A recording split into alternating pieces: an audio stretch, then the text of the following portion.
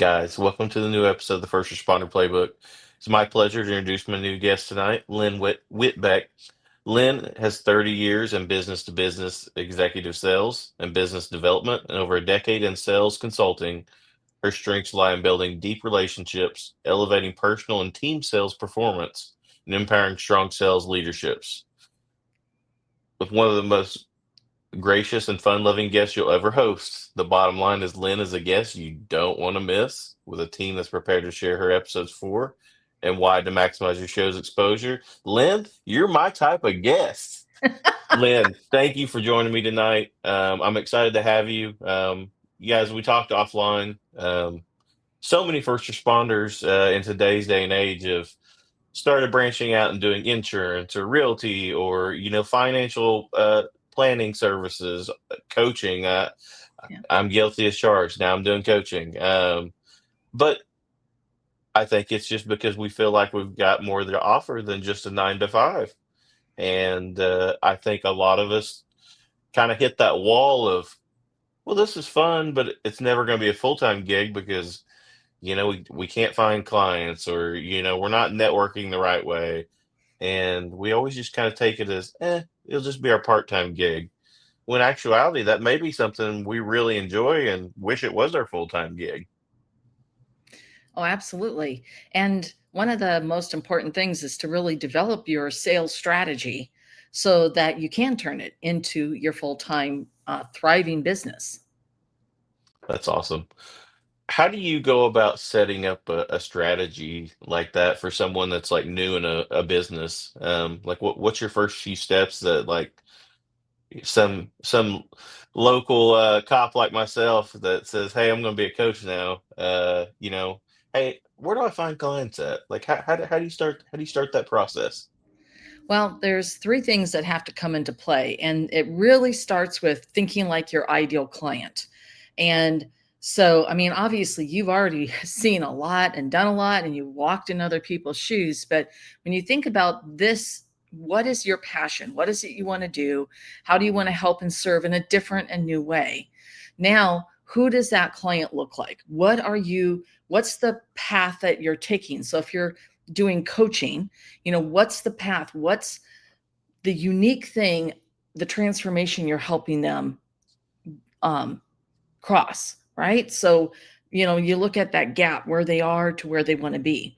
So that's sort of like you start with yourself. What's that core genius? What are you going to be really bringing to the table to make a difference? I mean, obviously, you made a lot of difference already, but Yeah. now in your new phase, now you look at that ideal client, and we really need to get into the head of that ideal client.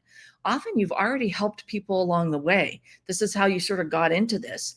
You've helped people within the career, and you can actually go back to them and talk to them about their experience, where they were, what was going on, what was the catalyst that asked them that they reached out to you for help, and what was the transformation, what was the experience like working with you, and then what's been the long-term results.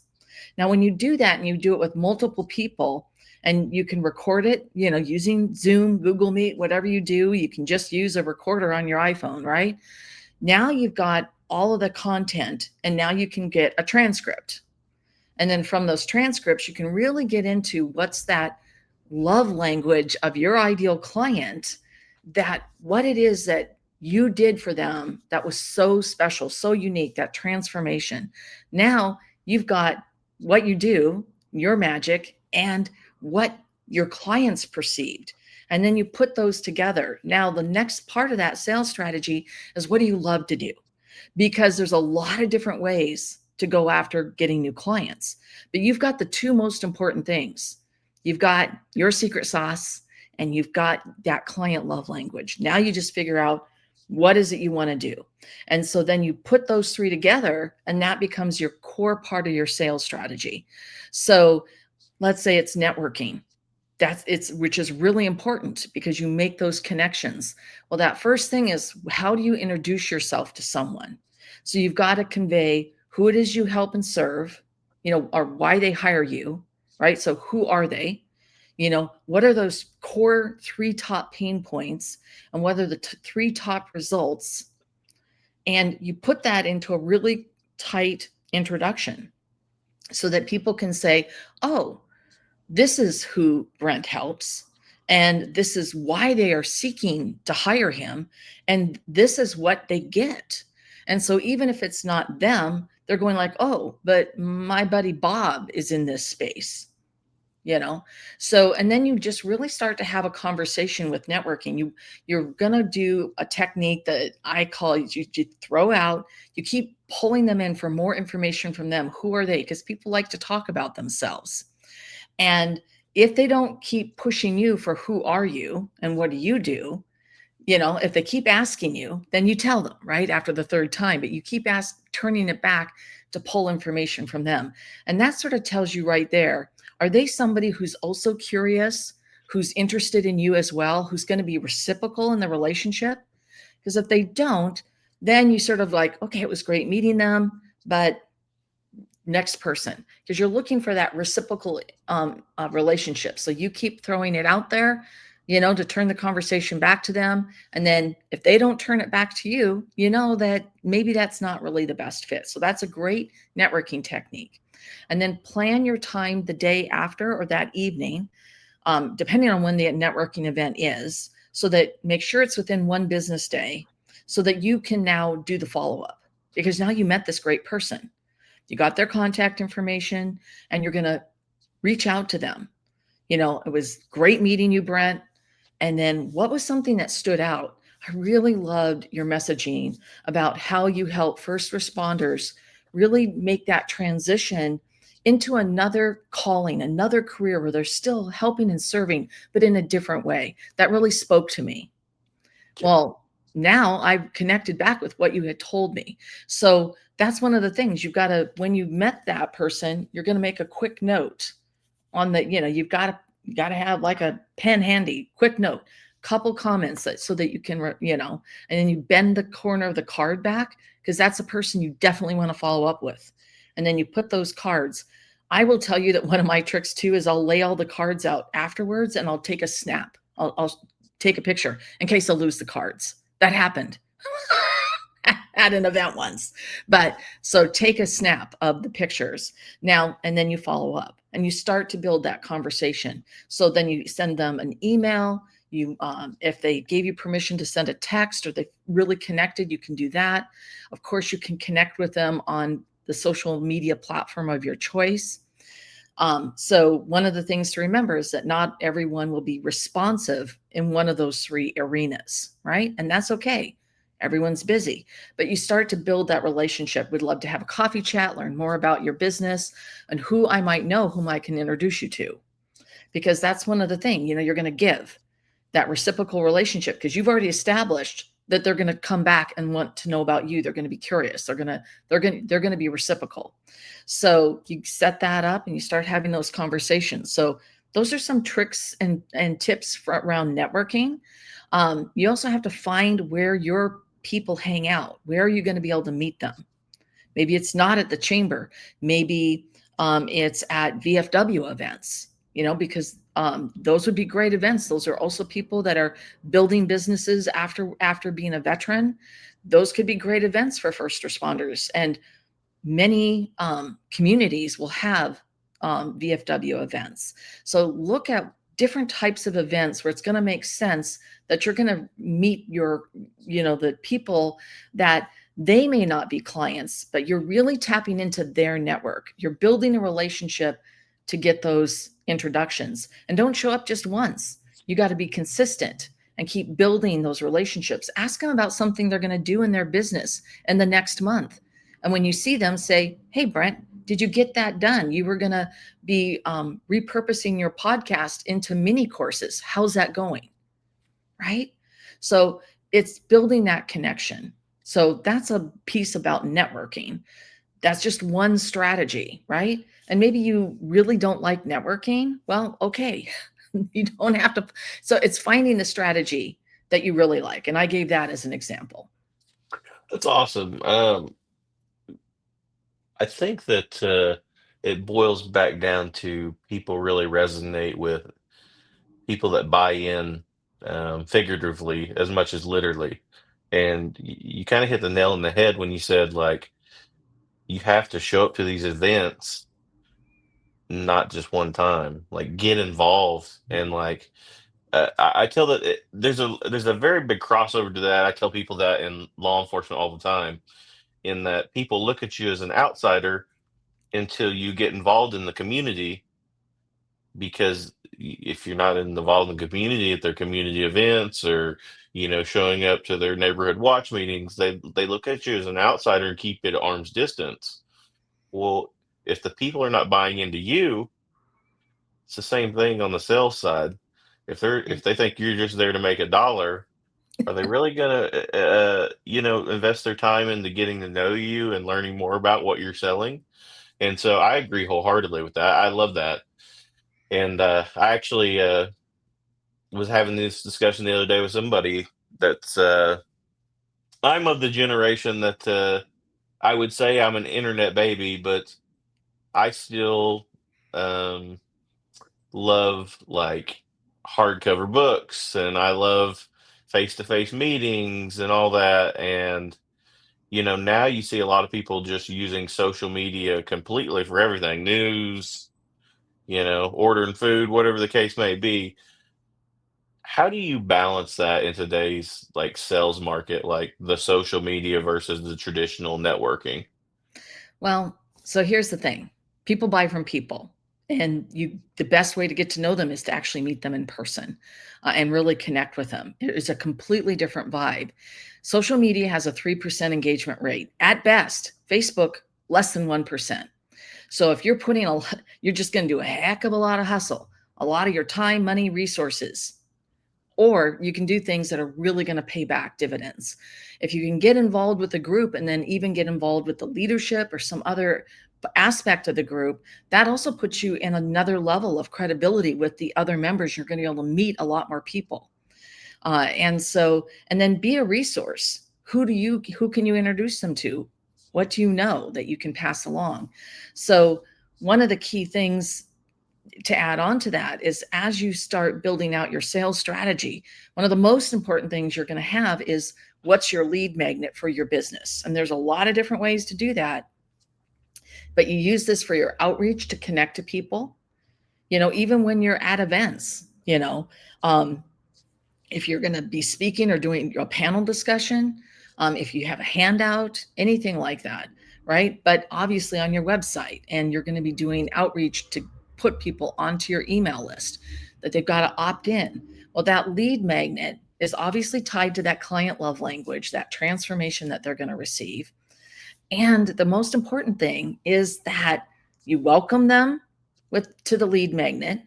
I recommend a 3-part welcome sequence where it's about the thing. Like, you just opted in to get my sales strategy checklist. Well, I'm going to over delight. I'm going to give you 3 videos about extra things that are short videos, less than 3 minutes. Another tip. It's all about you. It's all about this. You opted in for this, and what do you need? And then how can I help and serve you? And you don't have to do it alone, right? So 1, 2, 3. Then you put them into a welcome sequence of welcoming them to your community. And this is really important too, because the whole goal is, sometimes people just want the free thing. That's great. Give them the free thing and release them, right? But if they want it and they go through those emails and they're on your list, they're on your list. They open your emails, they engage, they click through, they never report you as spam. And email is another way to build the relationship, because it has a 24% engagement rate, and sometimes much higher. When you've properly nurtured people and you create infotaining emails that add value, that have that entertainment with information, you're not just always hard pitching them things, you're going to build that list. You keep building it. And that's why people say the money's in the list. And then that's the list you go to when you do have a new offer, a new opportunity. So that always must be part of your sales strategy. Get them off social media and onto your list, because social media, they can close your group like that. They can close your account like that, and it's gone. Your email list is yours and you can move it. I've personally moved my ESP, email service provider, 3 times. I just moved the whole list. It's my list. I own it, right? And when you do, you should also download it periodically so you have a backup outside of the ESP service, and just make a point of doing that so that if catastrophe hits and the ESP gets, like corrupted or something, you've still got most of your list. So those are just some best practices, but that's why they say the money's in the list, but you're building that relationship and the trust email by email, week by week. And yes, you should be emailing your list every week, because that way they know who you are, that familiarity, it's like, okay, yeah, Brent keeps sending me these great emails, and I'm getting to know him more, and I'm really interested. And oh, he's got this new webinar. I'm going to sign up for it. Right? I mean, that's what you're doing. If you don't email your list very often, that's when you get people don't open them. They start reporting you as spam because they can't remember. So always email them at least once a week. That's awesome. And that I think that's a lot of people's when they first get into a sales role is their worry is they're bugging them. They're bugging their customers. And I'm glad you touched on that because I was definitely going to ask about that tonight. Because I've always wondered that, like, as somebody, I always say we do a lot of customer service um, in law enforcement Yeah. specifically because we're serving the citizens. We're just instead of selling a product, we're pushing a brand more so of law and order or whatever the case may be. But that was I got out of law enforcement during COVID and took over an insurance agency, and they had like a in-house training for 2 weeks, but it was during COVID, so like we're all socially distanced. A lot of it was online. I just felt like I wasn't prepared Yeah. to actually do the sales portion. Like I love the insurance side of it. Like I loved helping people like with their premiums and their questions, when they needed help. But I didn't know how to sell stuff. I'd never done it, and it was more so, hey, here's the keys. This may be Ferrari, but don't drive too fast. And it didn't go well, and so I tell people it's okay to fail in life. It's how you learn from that and bounce back from that. And you know, I just I love how you said that because like I mean that was one of the things like every day I was like, man, I don't want to bug these people. I bought a lead for wherever and it says they want an insurance quote. Man, they just did that last night. Do they want me to go ahead and already call them? It's 4:30. Are they even home from work yet? And so I love that to hear that you're like, hey, reach out to them weekly. It's okay. It does depend on the cadence of your industry. So every industry is different. Like real estate's going to have a much faster cadence. So it does depend on the industry as to the cadence of your follow up. But once again, if you're leading with value, things that matter to them, then and you're keeping it short and sweet, then you're not bugging them. You're actually giving them something that they need to know or some additional information. And so, because we were talking about this is a great way to segue. And I want everyone to know that if you're delivering value and you really care about your client and the outcome, then you're not bugging them. You're doing this because you truly want to help and serve. So let's just throw that out, right? And you're right. If you don't do it, you're never going to learn. Nobody Yep. learned how to ride a bicycle without getting on it and getting elbows, chin for me, and everything else. And I kept getting back on that bicycle because I Yep. knew that once I could ride around the neighborhood and go to see my friend Judy on my bike and all that kind of good stuff. So when we were talking about specifically like the follow-up cadence. So it does depend. Now, once again, we use that what's important to a client. So I'm going to use an example. So this was a past client, collision auto repair. I mean, you were a police officer. I'm sure you saw some pretty mangled cars. Now, one of the things is that people who have the mangled cars, once again, this is also insurance, that it doesn't matter what the cost of the repair is because they pay their deductible. That's it. So what you really have to do from the collision auto repair facility is what matters to that customer. Is it the safety? I know I personally would not put my child into a car that had not been repaired properly, right? Because if an airbag deploys too fast, 1 second too fast or too late, it can kill you. All right. Hmm. And that's one of the things that has to be checked. Cars are computers these days.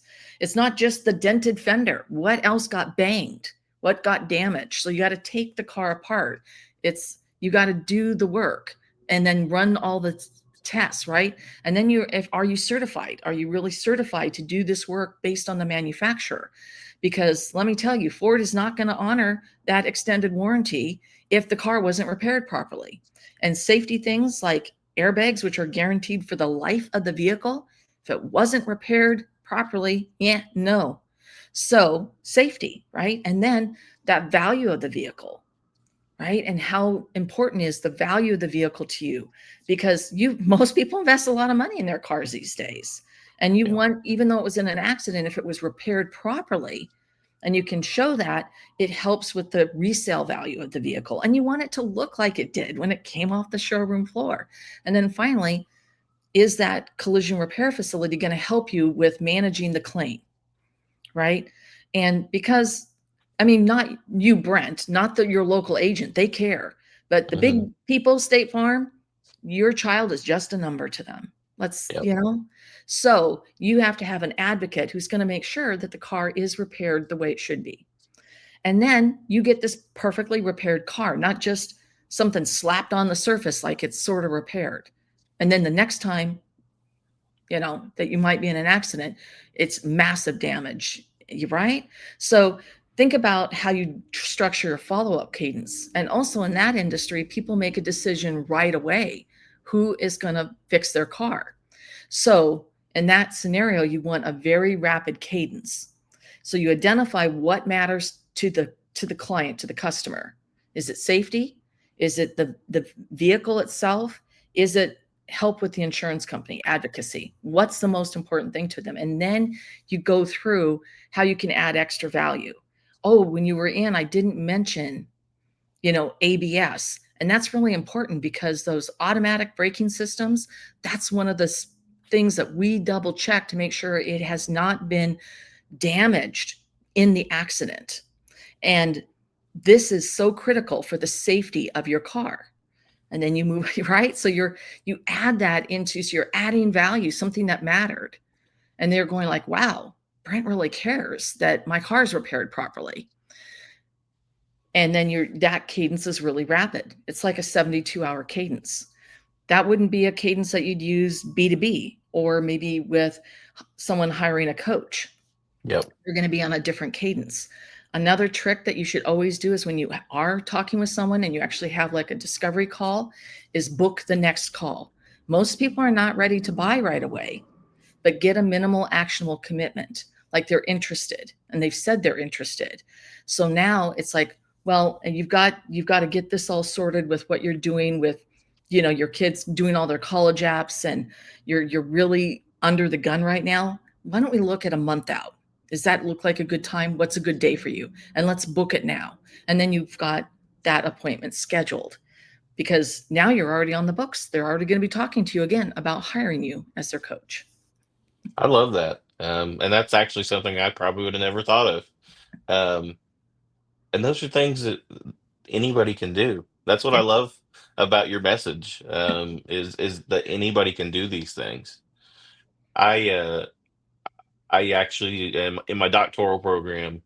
I've been reading a values book of just valuing yourself, and I wholeheartedly agree. If you're bought into what you're doing and truly care about what you're doing, whatever that may be, it doesn't matter if you're, running a Popeyes or McDonald's, but that's going to be the cleanest Popeyes or McDonald's, and we're going to get the food out the fastest and the freshest, and we're going to have great customer service.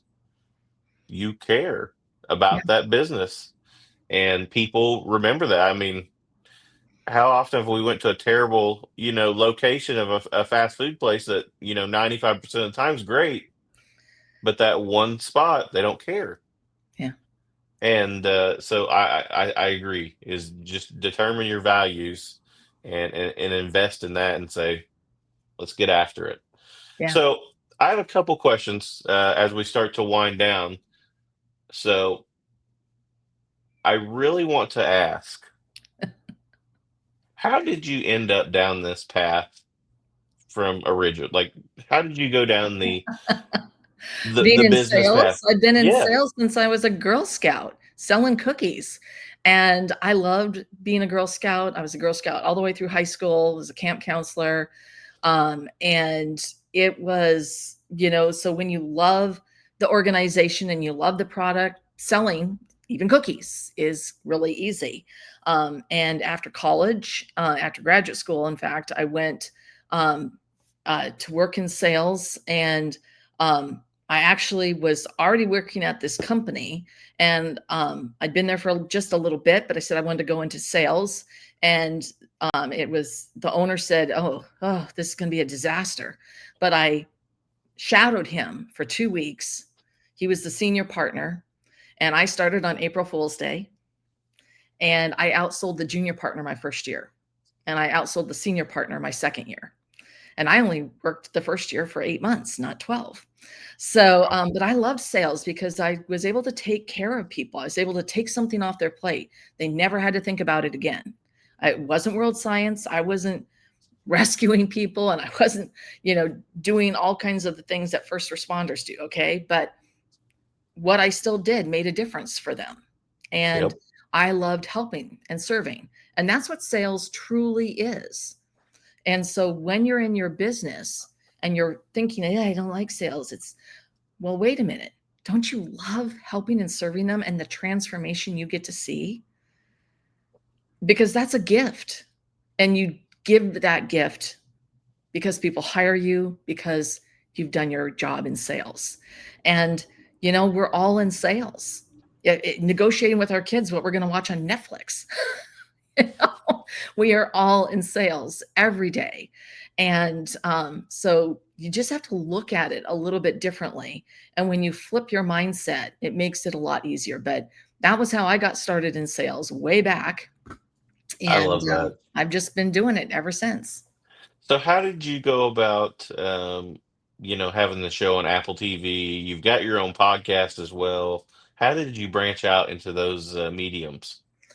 So I was, when I started my business to be a sales consultant, one of the things I did was start a podcast because, everybody, you got to have a podcast. So this is I'm going to tell you short up my answer. Be a guest. You can be a guest all day long. Doing a podcast, that, Brent, is a heavy lift. There's a lot of Yep. work involved. If it's your passion, you really love talking and connecting to people, absolutely. I actually still do my show. Here it is. It's 8 years later, over 50,000 downloads. I mean, I, I still do the show, but then I started doing a show called Get More Clients. And I literally teach and train my entire sales philosophy on that show. And so it's that DIY, but it's a great way for people that I can give that knowledge to people if they apply it, but then that also lets them know what it would be like to work with me. And so they get a real good taste so that then when they know what to expect. And so that show, it was streaming for quite a while, but it's just about, I'm getting ready to put it on a new platform. So it will be back to streaming on all the platforms. I took a break, almost a year now. I sort of did my all my sales stuff. And I just took a break and was doing some other things with my business. But Nothing wrong with that. yeah. And so regarding doing your own show or this or that, if you do a podcast, just remember at the end of the show, and you'll hear me do this, always point people to a lead magnet. So they have the opportunity to opt in and you get them on the list. So don't send them to your website. For goodness sakes, don't send them to your Facebook group. Send them to a lead magnet. And so that's the best way to leverage being on a podcast, because I've been on hundreds of shows, and it's really good for your SEO. And the best way to convert them is to talk about your expertise. I actually don't do sales shows. I do other shows and talk about sales.